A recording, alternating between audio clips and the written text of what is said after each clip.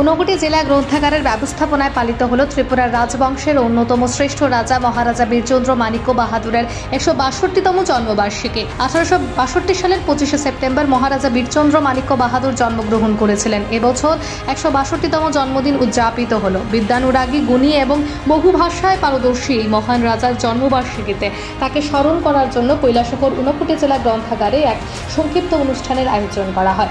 অনুষ্ঠানে উপস্থিত ছিলেন কৈলাসহর জেলা গ্রন্থাগারের প্রধান লাইব্রেরিয়ান অরুণাংশু দাস, রামকৃষ্ণ মহাবিদ্যালয়ের শিক্ষিকা শান্তশ্রী মজুমদার, অবসরপ্রাপ্ত প্রধান শিক্ষক দীপক রঞ্জন পাল সহ অন্যান্যরা।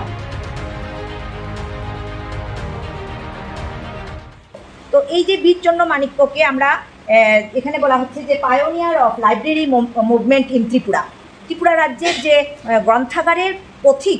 আমরা রামমোহনকে কি বলি? রামমোহন হচ্ছে ত্রিপুরার ভারতবর্ষে ভারত পথিক রামমোহন বলি, হ্যাঁ, ভারতের সমাজ সংস্কারক। এরকম বীরচন্দ্র মাণিক্য হচ্ছে ত্রিপুরারও পায়োনিয়ার, তারও পথিক। কীরকম পথিক? আমার মনে হয়, এটা আমার ব্যক্তিগত উপলব্ধি, যে বীরচন্দ্র মাণিক্যের সঙ্গে আমরা রামমোহনের তুলনা করতে পারি। রামমোহন কি করেছিলেন? সমাজ সংস্কার করেছিলেন, তিনি সতীদাহ প্রথার উচ্ছেদ করেছিলেন। বীরচন্দ্র মাণিক্যের জন্য আমাদের ত্রিপুরা থেকে সতীদাহ প্রথা উচ্ছেদ হয়েছিল। আরেকটা জিনিস ছিল ত্রিপুরায়, সেটা হচ্ছে কৃতদাস প্রথা।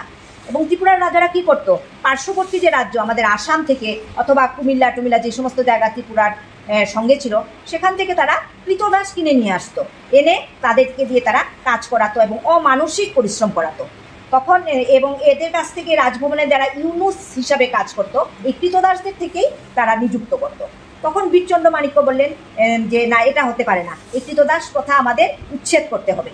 এবং এই মানুষ কেনা বেচা করার বিষয়টাকে বীরচন্দ্র মাণিক্যই কিন্তু প্রথম এই দাস প্রথাটাকে উচ্ছেদ করলেন।